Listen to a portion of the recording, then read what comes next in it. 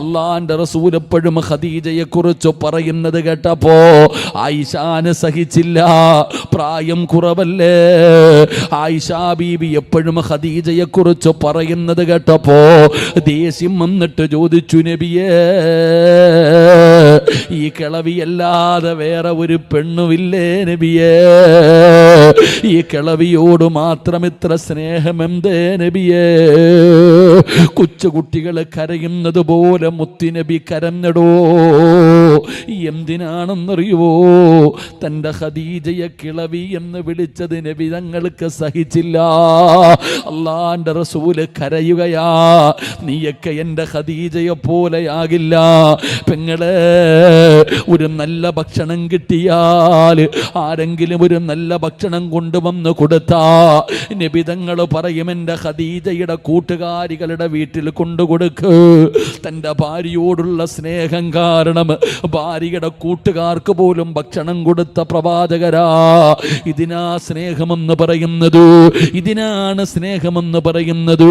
ഇങ്ങനെ സ്നേഹിക്കാൻ കഴിയണം സഹോദരാ, ഇങ്ങനെ ജീവിക്കാൻ കഴിയണം സഹോദരാ. ഭാര്യയ്ക്ക് ഭർത്താവ് മാതൃകയാകൂ, ഭർത്താവിന് ഭാര്യ മാതൃകയാകൂ. അങ്ങനെ പരസ്പരം മാതൃകയായി ജീവിച്ച റബ്ബേ, മക്കള് നന്നാകുമടോ. നല്ല മക്കൾ ഉണ്ടാകുന്നത് അവിടെ നിന്നാണ്. ഈ നബിതങ്ങളുടെയും ഖദീജയുടെയും മകളാണ് മഹദിയായ ഫാത്തിമ ബീബി റളിയല്ലാഹു തആല അൻഹാ. ഫാത്തിമ ഈ ഖദീജയുടെ മകളല്ലേ? ഈ നബിതങ്ങളുടെ മകളല്ലേ? ഈ ഉപ്പയുടെയും ഉമ്മയുടെയും മകളായ ഫാത്തിമ ബീബി നിന്നെ പോലെ 50 കൊല്ലമൊന്നും ജീവിച്ചില്ല പെങ്ങള്. 29ാമത്തെ വയസ്സിലാ ഖദീജയുടെ പൊന്നുമോള് ഫാത്തിമ ബീബി റളിയല്ലാഹു തആല അൻഹാ 29ാമത്തെ വയസ്സിലാണ് വഫാത്താകുന്നത്. സല്ലല്ലാഹു അലൈഹി വസല്ലമ തങ്ങൾ പറയുന്നു, പെണ്ണേ, നിന്റെ ഭർത്താവ് പറയണം നീ നല്ലവളാണെന്ന്.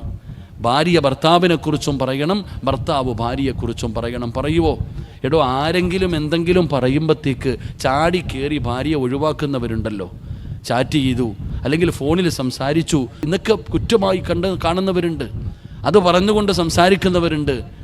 ഒന്നും നോക്കാതെ, സത്യം പോലും മനസ്സിലാക്കാതെ ഭാര്യയെ ഒഴിവാക്കുന്നവരുമുണ്ട്. ഞാൻ ചോദിക്കട്ടെ, ഈ ഇരിക്കുന്ന ആണുങ്ങളോട് ഞാൻ ചോദിക്കട്ടെ, നിങ്ങൾക്ക് ആർക്കെങ്കിലും ധൈര്യമുണ്ടോ ഈ ഫോൺ കൊണ്ടുപോയിട്ട് ഭാര്യയുടെ കയ്യിൽ കൊടുക്കാൻ?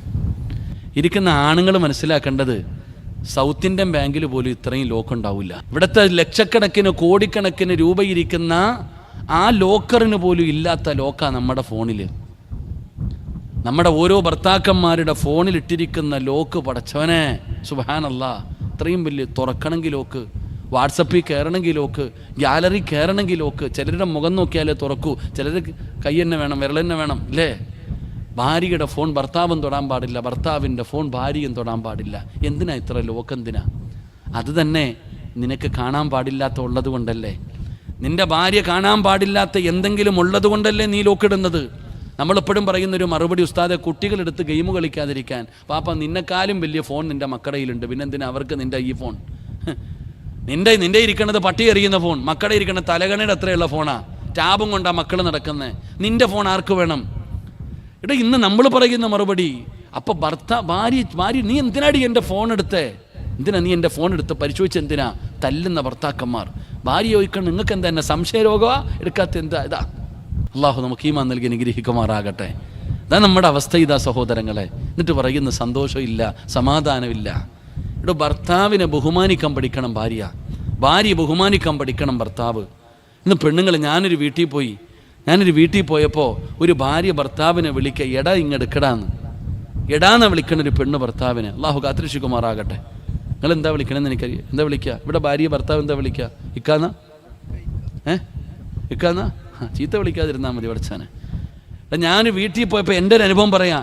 എടാ വാടാന്ന് വിളിക്കുന്നില്ലേ? എടാ ഇങ്ങെടുക്കടാന്ന് ഭർത്താവിനോട്. ഭർത്താവിനെ പേര് വിളിക്കണ പെണ്ണുങ്ങളുണ്ട്. വാപ്പാനെ എങ്ങനെ വിളിക്കണത്? വാപ്പാന്ന് വിളിക്കുമോ? അബൂബക്കർ വാപ്പാന്ന് വിളിക്കുമോ? എങ്ങനെ വിളിക്കുക? എൻ്റെ പേര് സിറാജ്, എൻ്റെ മോൻ എന്നെ സിറാജ് വാപ്പാന്ന് വിളിക്കണോ വാപ്പാന്ന് വിളിക്കണോ? ഉമ്മാനെ എങ്ങനെ വിളിക്കണേ? ഉമ്മയുടെ പേര് എടുത്തിട്ട് വിളിക്കുക.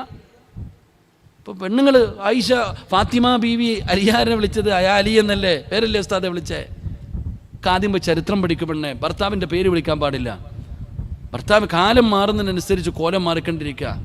എല്ലാ പെണ്ണുങ്ങളും കല്യാണം കഴിച്ച് കല്യാണത്തിന് മുമ്പ് അവൾക്കൊരു പേര്, കല്യാണം കഴിഞ്ഞാൽ വേറെ പേര്. അള്ളാഹു കാത്തിരക്ഷിക്കുമാറാകട്ടെ. ആമീൻ പറ. പെണ്ണുങ്ങൾ എൻ്റെ ഭാര്യയുടെ പേര് സുമയ്യ, കല്യാണം കഴിഞ്ഞാൽ പിന്നെ പേര് മാറി സുമയ്യ സിറാജ്. വാ മാഷാ അല്ലാഹ് അല്ലേ, സുമയ്യ സിറാജ് പേര് മാറി. നിനക്കൊരു കാര്യം അറിയോ, ലോകത്ത് ഒരാളുടെ കൂടെ ഒരാളുടെ പേരെ ചേർക്കാവൂ, വേറെ ആരുടെയും പേര് ചേർക്കരുത്. ഒരാളുടെ പേരിൻ്റെ കൂടെ ഒരാളുടെ പേര് ചേർക്കാൻ പറ്റൂ. ആരുടെ പേര്? ജന്മം നൽകിയ ഉപ്പാൻ്റെ പേര്, വേറെ ആരുടെയും പേര് ചേർക്കരുത്. ഫാത്തിമ ബീബി റളിയല്ലാഹു തആല അൻഹയുടെ പേര് ഫാത്തിമ അലി എന്നായിരുന്നില്ല. ആയിഷ ബീവിയുടെ പേര് ആയിഷ മുഹമ്മദ് എന്നായിരുന്നില്ല. പഠിക്ക ചരിത്രം. വാപ്പാടെ പേരല്ലാതെ വേറെ ആരുടെയും പേര് ചേർക്കാൻ പാടില്ല. കാരണം നിന്നെ കെട്ടി അയക്കുക എപ്പോൾ വേണമെങ്കിലും നിന്നെ തേച്ചിട്ട് പൊക്കളയും. അള്ളാഹു കാത്തിരക്ഷിക്കുമാറാകട്ടെ. ആമീൻ പറ. നിന്റെ ഭർത്താവിന് നിന്നെ എപ്പോൾ വേണമെങ്കിലും ഉപേക്ഷിച്ചൂടെ? നീ ആധാർ തിരുത്തുവോ? അപ്പോൾ ഞാൻ ചോദിക്കുന്ന എൻ്റെ പ്രിയപ്പെട്ട പെങ്ങളെ, നിങ്ങൾ ആലോചിക്കുക, നമ്മുടെ ജീവിതം എന്ന് പറഞ്ഞാൽ ഭാര്യ മരിച്ചുപോയി, 3 കഴിഞ്ഞു, 7 കഴിഞ്ഞു, 11 കഴിഞ്ഞു. കൂട്ടുകാരൻ വന്നിട്ട് ചോദിക്കുന്നു, അളിയ നല്ല ഒരു പെണ്ണുണ്ട്, ആലോചിക്കട്ടെ. അപ്പം ഭർത്താവ് പറയുക 40 കഴിയട്ടെ അളിയ, നാട്ടുകാരെന്തെങ്കിലും പറയുമെന്ന്. എടാ, ഇന്നത്തെ ഭാര്യയും ഭർത്താവും തമ്മിലുള്ള സ്നേഹത്തിൻ്റെ കഥ പറയുകയാ. ഭർത്താവ് പറയുക ഭാര്യ മരിച്ചിട്ട് 40 ആയില്ല, 40 കഴിയാതെ കെട്ടിയാൽ നാട്ടുകാരെന്തെങ്കിലും പറയും. അതുകൊണ്ട് നീ വെയിറ്റ് ചെയ്യ്, നമുക്ക് നോക്കാം, 40 കഴിയട്ടെ. അല്ലാഹു ഈമാൻ നൽകുമാറാകട്ടെ. നീയോ എത്ര പെണ്ണുങ്ങളാണ് ഇരിക്കണമെന്ന് ആലോചിക്കേ. ഭർത്താവ് മരണപ്പെട്ടാൽ 4 മാസവും 10 ദിവസവും ഇരിക്കണം. ആര്? ഏതെങ്കിലും ഉമ്മാമ്മമാരിരുന്നാലായി. ഇപ്പം 40 കഴിയുമ്പോൾ പുറത്തിറങ്ങും പെണ്ണുങ്ങൾ. 40 പോലും ഇരിക്കുന്നില്ലടോ. എൻ്റെ പ്രിയപ്പെട്ട സഹോദരിമാരെ, കാലം അങ്ങനെ ആയിപ്പോയി. സ്നേഹമില്ലടോ ഭാര്യയും ഭർത്താവും തമ്മിൽ ഇന്ന് സ്നേഹമില്ല. കാരണം മനസ്സുകൾ തുറക്കുന്നില്ല, അങ്ങോട്ടും ഇങ്ങോട്ടും മനസ്സ് തുറന്ന് സംസാരിക്കുന്നില്ല. അതിൻ്റെ പുണ്യമൊന്നും നമുക്കറിയത്തില്ല. നമുക്ക് നിസ്കരിക്കുന്നതിൻ്റെ പുണ്യമറിയാം, നോമ്പ് പിടിക്കുന്നതിൻ്റെ പുണ്യമറിയാം. നബിതങ്ങൾ പറഞ്ഞെന്തെന്നറിയോ എൻ്റെ പ്രിയപ്പെട്ട സഹോദരങ്ങൾ, നമ്മൾ അതിനെക്കുറിച്ച് പഠിക്കണം. അള്ളാഹുവിൻ്റെ വിശുദ്ധ സമാധാനമില്ലടോ നമുക്ക്, അല്ലേ? ഇരിക്കുന്ന ആണുങ്ങൾ പൈസ ഉണ്ട്, കാറുണ്ട്, വീടുണ്ട്, തിന്നാനുണ്ട്, ധരിക്കാനുണ്ട്, ഭാര്യയുണ്ട്, മക്കളുണ്ട്, അള്ളാഹ് നിനക്കെല്ലാം തന്നിട്ടുണ്ട്. എന്തേ വാപ്പ മുഖത്തൊരു സന്തോഷമില്ലാത്ത? ഈ പെണ്ണുങ്ങളോട് ഞാൻ ചോദിക്കട്ടെ, നിനക്ക് അള്ളാഹു സ്വർണം തന്നു, വീട് തന്നു, കാറ് തന്നു, നിനക്ക് അള്ളാഹ് എല്ലാം വാരിക്കോരി തന്നു, എന്നിട്ട് നിൻ്റെ മുഖത്തൊരു സന്തോഷമില്ലാത്ത എന്തേ ഇത്താന്ന് ചോദിച്ചാൽ പറയൂ, ഉസ്താദെ എൻ്റെ ഭർത്താവ് മാത്രം തലതിരിഞ്ഞു പോയി. അള്ളാഹു കാത്തിരക്ഷിക്കുമാറാകട്ടെ. പെണ്ണിനല്ല എല്ലാം കൊടുത്തു, കെട്ടിയ ഭർത്താവ് മാത്രം നേരെയായില്ല. നിങ്ങളോട് ഞാൻ ചോദിക്കാം, നിൻ്റെ സങ്കടം എന്തേ? ഉസ്താദ് എല്ലാം റബ്ബ് തന്നു, എനിക്കൊരു ഭാര്യയുണ്ട്, ഓള് നിസ്കരിക്കും, നോമ്പ് പിടിക്കും, ഖുർആൻ ഓതും, വഴുകക്കും, ശരീരം മറയ്ക്കും, എല്ലാം ചെയ്യും, നാവിന് ഇത്തിരി നീളം കൂടുതലാണ് ഉസ്താദെ. അള്ളാഹു കാത്തിരക്ഷിക്കുമാറാകട്ടെ. പോയവിടെ ഇവിടെ നമ്മൾ മനസ്സിലാക്കേണ്ടത്, എൻ്റെ പ്രിയപ്പെട്ട സഹോദരങ്ങളെ, ഇന്ന് സമാധാനമില്ലടോ. ഇന്ന് ലോകത്ത് സമാധാനമില്ല.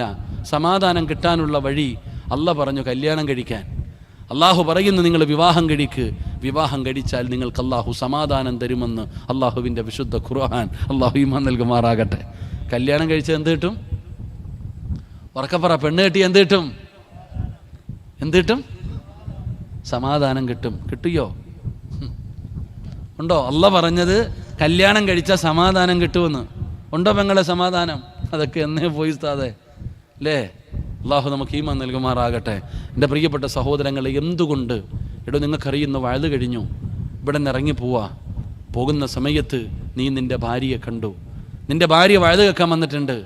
ഓളിങ്ങനെ നടന്നു പോകുമ്പോൾ നീ അവളുടെ കയ്യിലൊന്ന് പിടിക്ക്. നീ നിൻ്റെ ഭാര്യയുടെ കയ്യിലൊന്ന് പിടിക്ക്. അള്ളാഹുവിൻ്റെ തൃപ്തി കരുതിയിട്ടാണ് നീ ആ കയ്യിൽ പിടിച്ചതെങ്കിൽ നിങ്ങൾ രണ്ടുപേരും ചെയ്ത പാപം ആ കൈവിരലുകൾക്കിടയിലൂടെ അള്ളാഹു പുറത്തു തരുമെന്ന് നബിയുനാ റസൂലുള്ളാഹി. ഭാര്യയുടെ കയ്യിലൊന്ന് പിടിച്ചാൽ മതി. നിന്റെ ജീവിതത്തിൽ ചെയ്ത പാപം, രണ്ടുപേരും ചെയ്ത പാപം ആ ഒരൊറ്റ കൈപിടുത്തത്തിൽ അള്ളാഹു പുറത്തുതരും.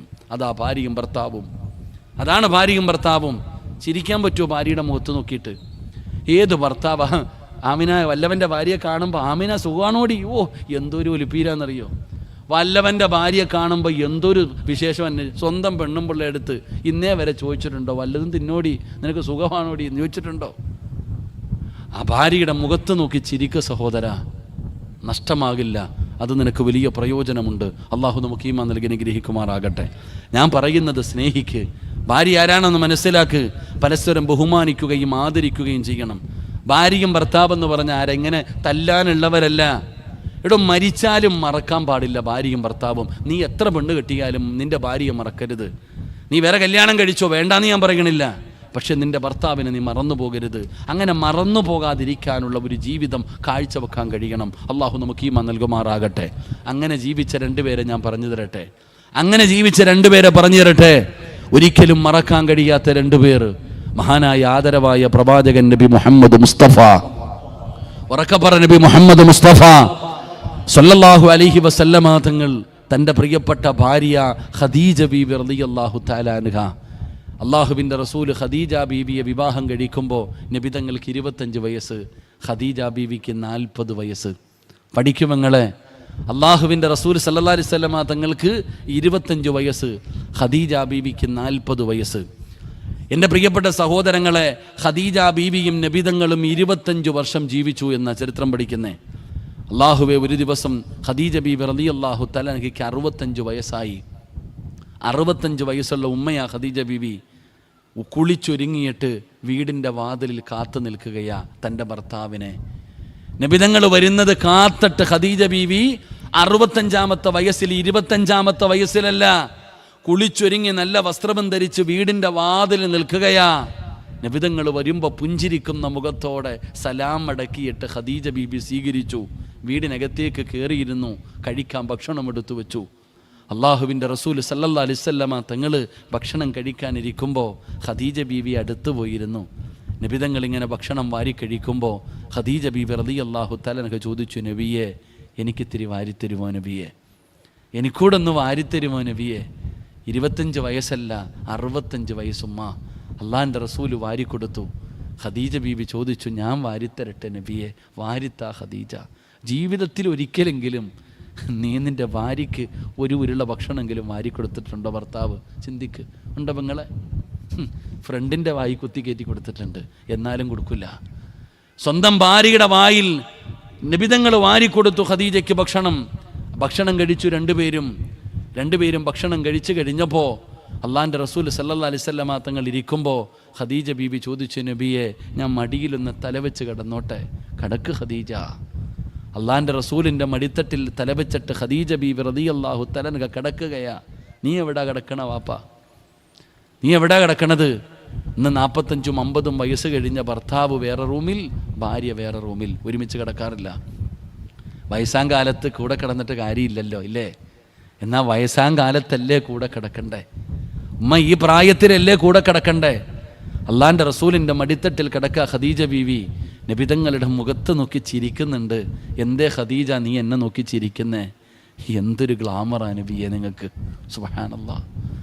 65 വയസ്സുള്ള ഖദീജ ബീവി നബിതങ്ങളോട് ചോദിക്കുക, എന്തൊരു സൗന്ദര്യമാണ് നബിയെ നിങ്ങൾക്ക്? ജീവിതത്തിൽ ഒരിക്കലെങ്കിലും പറഞ്ഞിട്ടുണ്ടോ? നരച്ചിക്കേ. നബിതങ്ങളോട് ചോദിക്കുന്നു, എന്തൊരു ഗ്ലാമറാ നബിയെ? നബിതങ്ങൾ പറഞ്ഞു, ഖദീജ, കുറേ കാലമായില്ലേ കാണാൻ തുടങ്ങിയിട്ട്? തിരിച്ച് നബിതങ്ങളും വിട്ടുകൊടുത്തില്ല. അങ്ങനെ രണ്ടുപേരും, ഇതിനാടോ പ്രേമമെന്ന് പറയുന്നത്? ഇതിനാണ് പ്രണയമെന്ന് പറയുന്നത്? വല്ലവൻ്റെ ഭാര്യയെ പ്രണയിക്കലല്ല, വിവാഹം കഴിച്ചതിന് ശേഷം സ്വന്തം ഭാര്യയെ സ്നേഹിക്കാൻ കഴിയണം. അള്ളാഹിൻ്റെ റസൂലും ഖദീജ ബീവിയും അങ്ങനായിരുന്നു. രണ്ടുപേരും ഇങ്ങനെ മടിത്തട്ടിൽ കിടക്കുമ്പോൾ ഖദീജ ബീബി റളിയല്ലാഹു തആല അൻഹ നബിതങ്ങളുടെ കയ്യിലൊന്ന് മുറുകെ പിടിച്ചു. കയ്യിലിങ്ങനെ മുറുകെ പിടിച്ചിട്ട് അള്ളാഹുവിൻ്റെ പ്രവാചകനോട് ഖദീജ ബീബി റളിയല്ലാഹു തആല അൻഹ ചോദിച്ചു, നബിയേ, 25 കൊല്ലമായി ഞാൻ നിങ്ങളുടെ കൂടെ കൂടിയിട്ട്, 25 വർഷമായി ഞാൻ നിങ്ങളുടെ കൂടെ കൂടിയിട്ട്, നബിയെ, അങ്ങയുടെ മനസ്സിന് വേദനയുണ്ടാക്കുന്ന എന്തെങ്കിലും എൻ്റെ നാവിൽ നിന്ന്, എൻ്റെ ഭാഗത്ത് നിന്ന് വന്നിട്ടുണ്ടെങ്കിൽ എനിക്ക് പൊരുത്തം തരണേ നബിയെ. അള്ളാഹിൻ്റെ റസൂല് ചോദിച്ചു, ഇന്ന് എന്ത് പറ്റി ഖദീജ? എന്തേ നീ പൊരുത്തം ചോദിക്കുന്നത്? ഇന്ന് പൊരുത്തം ചോദിക്കാനുള്ള കാരണം എന്താണെന്ന് ചോദിക്കുമ്പോ ഖദീജ ബീബി റളിയല്ലാഹു തആല അൻഹ അല്ലാഹുവിൻ്റെ റസൂലിനോട് പറഞ്ഞു, യാ റസൂലല്ലാഹ്, അല്ലാഹുവിൻ്റെ നബിയേ, എൻ്റെ മരണമടുത്തെന്ന് തോന്നുന്നു നബിയേ, എൻ്റെ മരണമടുത്തു നബിയേ. അള്ളാന്റെ റസൂലിനോട് പറയുമ്പോ ലോകത്തിന്റെ നേതാവ് തൻ്റെ കൈകൊണ്ട് ഖദീജ ബീബിയുടെ വായങ്ങ് പൊത്തിപ്പിടിക്കുകയാണ്.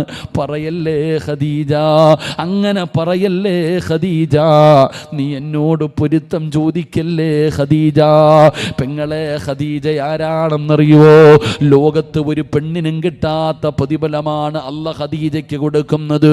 ഖിയാമത്ത് നാൾ വരെയുള്ള ഒരു പെണ്ണിനും അങ്ങനെ ഒരു പ്രതിഫലം കിട്ടൂല. എന്താണ് പ്രതിഫലമെന്നറിയോ? സ്വർഗത്തിലൊരു മുത്തുകൊണ്ട് പണിത കൊട്ടാരമാ. സ്വർഗത്തിലൊരു മുത്തുകൊണ്ട് പണിത കൊട്ടാരമാണ് അല്ലാഹ് ഖദീജ ബീബിക്ക് കൊടുക്കുന്നത്. എന്തിനാണെന്നറിയോ? 25 കൊല്ലം നബി തങ്ങളുടെ കൂടെ ജീവിച്ചിട്ട് ഒരിക്കൽ പോലും ഖദീജ ബീബി റളിയല്ലാഹു തആല അൻഹ അല്ലാഹുവിൻ്റെ റസൂലിൻ്റെ മുമ്പിൽ ശബ്ദമുയർത്തിയിട്ടില്ല. നബി തങ്ങളെക്കാൾ 15 വയസ്സ് കൂടുതലാണ് ഖദീജയ്ക്ക്. ആ ഖദീജ ബീബി 25 കൊല്ലം അല്ലാഹുവിൻ്റെ റസൂൽ എന്ന ഭർത്താവിൻ്റെ കൂടെ ജീവിച്ചിട്ട് ഒരിക്കൽ പോലും നബി തങ്ങളുടെ മുമ്പിൽ ഖദീജയുടെ ശബ്ദമുയർന്നിട്ടില്ല. പെങ്ങളെ, ആ ഖദീജയ്ക്ക് അല്ലാഹ് സ്വർഗത്തിലൊരു കൊട്ടാരം കൊടുക്കുന്നത് ലഭിക്കുമോ പെണ്ണേ? നിന്റെ ഭർത്താവിൻ്റെ ഏറ്റവും വലിയ പരാതി നിന്റെ നാവാ പെണ്ണേ. ബഹുമാനിക്കാൻ പഠിക്കണം പെങ്ങളെ, ബഹുമാനിക്കാൻ പഠിക്കണം. അള്ളാഹുവിൻ്റെ പ്രവാചകൻ ഖദീജ ബീബി റളിയല്ലാഹു തആല അൻഹയുടെ വായങ്ങ് പൊത്തിപ്പിടിക്കുകയാണ്. പൊരുത്തം ചോദിക്കല്ലേ ഖദീജ, എന്നോട് യാത്ര പറയല്ലേ ഖദീജ. എനിക്ക് നിന്നെക്കുറിച്ച് പറയാൻ പരാതിയൊന്നുമില്ല, എനിക്കൊരു പരാതിയും പറയാനില്ല. ഖദീജ ബീബി ചാടി എഴുന്നേറ്റു, നബിതങ്ങൾക്ക് ചുംബനം കൊടുത്തു, നബിതങ്ങൾക്ക് ചുംബനം കൊടുത്തു. എന്നിട്ട് അല്ലാഹുവിൻ്റെ റസൂലിൻ്റെ ചെവിയിൽ ഇങ്ങനെ ചുണ്ട് ചേർത്ത് വെച്ചിട്ട് ഖദീജ ഉമ്മ പറഞ്ഞു, നബിയേ, 3 ആഗ്രഹമുണ്ട് നബിയേ, സാധിപ്പിച്ച് തരുമോ നബിയേ? എനിക്ക് 3 ആഗ്രഹമാണുള്ളത്. അള്ളാഹുവിൻ്റെ റസൂല് ചോദിച്ചു, എന്തേ ഖദീജ, എന്തേ ഖദീജ? 65 വയസ്സുകാരി നബി തങ്ങളെ കെട്ടിപ്പിടിച്ചുകൊണ്ട് പറയുകയാ, യാ റസൂലല്ലാഹ്, ഞാൻ മരിച്ചാ എൻ്റെ മയ്യത്ത് കുളിപ്പിക്കേണ്ടത് നിങ്ങളാ നബിയേ. എൻ്റെ ജനാസ നിങ്ങൾ വേണം കുളിപ്പിക്കാൻ. എൻ്റെ ശരീരം ഒരു പെണ്ണുപോലും കാണുന്നത് എനിക്കിഷ്ടമല്ല നബിയേ. ഒരു പെണ്ണുപോലും അങ്ങ് കണ്ട ശരീരം കാണരുത്, എനിക്കതിഷ്ടമല്ല. എൻ്റെ ജനാസ നിങ്ങൾ വേണം കുളിപ്പിക്കാൻ, എൻ്റെ ജനാസ നിങ്ങൾ വേണം കുളിപ്പിക്കാൻ. അള്ളാൻ്റെ റസൂലിനോട് ചോദിച്ചു, കുളിപ്പിക്കുമോ നബിയേ? റസൂലുള്ള സമ്മതിക്കുകയാണ്. 2ാമത്തെ ആഗ്രഹം എന്തെന്നറിയുമോ? യാ റസൂലല്ലാഹ്, എൻ്റെ മയ്യത്ത് പൊതിയുമ്പോൾ, എൻ്റെ ജനാസ പൊതിയുമ്പോ അങ്ങയുടെ ചുമലിൽ കിടക്കുന്ന ഈ ഷാൾ എനിക്ക് വേണം നബിയേ. എൻ്റെ കഫൻ തുണിക്കകത്ത് ഈ ഷാള് വെച്ച് പൊതിയണം നബിയേ. നിങ്ങളില്ലാതെ എനിക്കുറങ്ങാൻ പറ്റില്ല നബിയേ. ഖിയാമത്ത് നാൾ വരെ ഖബറിനകത്ത് കിടക്കണമെങ്കിൽ നിങ്ങളുടെ സുഗന്ധം വേണം നബിയേ, നിങ്ങളുടെ സുഗന്ധം വേണം നബിയേ. നിങ്ങളില്ലാതെ എനിക്കതിനകത്ത് കിടക്കാൻ കഴിയില്ല. ഇതിനാ പെണ്ണേ സ്നേഹമെന്ന് പറയുന്നത്, ഇതിനാണ് സ്നേഹമെന്ന് പറയുന്നത്. ആ ഖബറിൽ കിടക്കുമ്പോഴും നിങ്ങളുടെ സുഗന്ധം എനിക്ക് വേണം. ഈ തുണി എനിക്ക് തരുമോ നബിയേ? അല്ലാഹുവിൻ്റെ റസൂൽ അവിടെന്ന് സമ്മതിച്ചു. ഖദീജ ബീബി റളിയല്ലാഹു തആല അൻഹ 3ാമതായിട്ട് പറഞ്ഞു, യാ റസൂലല്ലാഹ്, എൻ്റെ ഖബറിനകത്ത് നിങ്ങൾ ഇറങ്ങണം നബിയേ. നിങ്ങൾ വേണം എൻ്റെ ഖബറിനകത്ത് ഇറങ്ങാൻ. എൻ്റെ ജനാസ ഖബറിൽ ഇറക്കി വെക്കേണ്ടത് നിങ്ങളാണ്. നിങ്ങൾ വേണം എനിക്ക് മണ്ണ് വാരി വെക്കാറ്, നിങ്ങളുടെ കൈ കൊണ്ട് വേണം എനിക്ക് മണ്ണ് വാരി വെക്കാറ്. ഖദീജ ബീബി റളിയല്ലാഹു തആല അൻഹ ലോകത്തോട് വിട പറയുകയാ. അല്ലാഹുവിൻ്റെ റസൂലാണ്. ലോകത്ത് ഒരു പെണ്ണിനും കിട്ടാത്ത ഭാഗ്യം നബി തങ്ങളാ ഖദീജ ബീവിയുടെ മയ്യത്ത് കുളിപ്പിച്ചത്. നബി തങ്ങളുടെ കണ്ടടത്തിൽ നിന്ന് കണ്ണുനീരിങ്ങനെ ഒഴുകുകയാണ്. ഖദീജ ബീബിയുടെ മയ്യത്ത് കുളിപ്പിച്ചു. കഫം പുതിയ സമയമാകുമ്പോ തന്റെ ചുമലിൽ കിടന്ന ഷാളെടുക്കുകയാണ്. തന്റെ ചുമലിൽ കിടന്ന ഷാളെടുക്കുകയാണ്. അല്ലാഹുവിന്റെ റസൂല് അവസാനത്തെ ചുംബനം കൊടുക്കുകയാ. ഖദീജ ബീബിയുടെ കഫം തുണിക്കാകത്ത ഷാള് വെച്ചങ്ങ് മയ്യത്ത് പൊതിയുകയാണ്. ഖബറിലേക്ക് നബി തങ്ങൾ ഇറങ്ങി ഖദീജയുടെ ജനാസ താങ്ങിയെടുത്തു. ഖദീജ ബീബിയുടെ ജനാസ താങ്ങിയെടുത്തു. ഖബറിനകത്തേക്ക് ഇറക്കി വെച്ചു. അല്ലാഹുവിന്റെ റസൂലാണ് പിടിമണ്ണ് വാരിയത്. നിബിതങ്ങളാണ് മണ്ണ് വെച്ചത്. ഖദീജ ബീബിയുടെ കഫം തുണി നനയുകയാ. അവിടന്ന് കരഞ്ഞടോ എന്റെ പ്രിയപ്പെട്ട പെങ്ങള്. ആ മയ്യത്ത് ഖബറടക്കിയതോടുകൂടി തീർന്നില്ല. അല്ലാഹുവിന്റെ റസൂലും മരിക്കുന്ന കാലം വരെ ഖദീജ ഖദീജ ഖദീജ. അല്ലാഹുവിന്റെ റസൂലിന് ഖദീജാന മതിയായിരുന്നു. ഒരുപാട് ഭാര്യമാരുണ്ടായിരുന്നു. എന്നാലും നബിതങ്ങൾ എപ്പോഴും പറയും എന്റെ ഖദീജ എങ്ങനാ, എന്റെ ഖദീജ ഇങ്ങനാ. അല്ലാഹുവിന്റെ റസൂൽ എപ്പോഴും ഖദീജയെ കുറിച്ച് പറയുന്നത് കേട്ടപ്പോ ആയിഷാന് സഹിച്ചില്ല. പ്രായം കുറവല്ലേ. ആയിഷ ബീബി എപ്പോഴും ഖദീജയെ കുറിച്ച് പറയുന്നത് കേട്ടപ്പോ ദേഷ്യം വന്നിട്ട് ചോദിച്ചു, നബിയേ ഈ കിളവിയല്ലാതെ വേറെ ഒരു പെണ്ണുമില്ലേ നബിയേ? ഈ കിളവിയോട് മാത്രം ഇത്ര സ്നേഹം എന്തേ നബിയേ? കൊച്ചുകുട്ടികൾ കരയുന്നത് പോലെ മുത്തുനബി കരഞ്ഞടോ. എന്തിനാണെന്നറിയുവോ? തന്റെ ഖദീജയെ കിളവി എന്ന് വിളിച്ചത് നബി തങ്ങൾക്ക് സഹിച്ചില്ല. അല്ലാഹുവിന്റെ റസൂല് കരയുകയാ. നീയൊക്കെ എൻ്റെ ഖദീജയെ പോലെയാകില്ല പെങ്ങളെ. ഒരു നല്ല ഭക്ഷണം കിട്ടിയാൽ ആരെങ്കിലും ഒരു നല്ല ഭക്ഷണം കൊണ്ടുവന്ന് കൊടുത്താ നബി തങ്ങൾ പറയും എൻ്റെ ഖദീജയുടെ കൂട്ടുകാരികളുടെ വീട്ടിൽ കൊണ്ടുകൊടുക്ക്. തൻ്റെ ഭാര്യയോടുള്ള സ്നേഹം കാരണം ഭാര്യയുടെ കൂട്ടുകാർക്ക് പോലും ഭക്ഷണം കൊടുത്ത പ്രവാചകരാ. ഇതിനാ സ്നേഹമെന്ന് പറയുന്നത്. ഇതിനാണ് സ്നേഹമെന്ന് പറയുന്നത്. ഇങ്ങനെ സ്നേഹിക്കാൻ കഴിയണം സഹോദരാ. ഇങ്ങനെ ജീവിക്കാൻ കഴിയണം സഹോദരാ. ഭാര്യയ്ക്ക് ഭർത്താവ് മാതൃകയാകൂ, ഭർത്താവിന് ഭാര്യ മാതൃകയാകൂ. അങ്ങനെ പരസ്പരം മാതൃകയായി ജീവിച്ച റബ്ബേ മക്കള് നന്നാകുമടോ. നല്ല മക്കളുണ്ടാകുന്നത് അവിടെ നിന്നാണ്. ഈ നബിതങ്ങളുടെയും ഖദീജയുടെയും മകളാണ് മഹദിയായ ഫാത്തിമ ബീബി റളിയല്ലാഹു തആല അൻഹാ. ഫാത്തിമ ഈ ഖദീജയുടെ മകളല്ലേ? ഈ നബിതങ്ങളുടെ മകളല്ലേ? ഈ ഉപ്പയുടെയും ഉമ്മയുടെയും മകളായ ഫാത്തിമ ബീബി നിന്നെ പോലെ 50 കൊല്ലമൊന്നും ജീവിച്ചില്ല പെങ്ങള്. 29ാമത്തെ വയസ്സിലാ ഖദീജയുടെ പൊന്നുമോള് ഫാത്തിമ ബീബി റളിയല്ലാഹു തആല അൻഹാ 29ാമത്തെ വയസ്സിലാണ് വഫാത്താകുന്നത്. ഫാത്തിമ ബീബിയുടെ മരണമെടുത്തപ്പോ ഫാത്തിമയും തന്റെ ഭർത്താവിനോട് പറഞ്ഞത് 3 വസിയത്താ. ഒന്നാമത്തെ വസിയത്ത് അലിയേ, ഞാൻ മരിച്ച എൻ്റെ മയ്യത്ത് രാത്രിയിൽ വേണം ഖബറടക്കാൻ. എന്തേ ഫാത്തിമ, എന്തേ ഫാത്തിമ?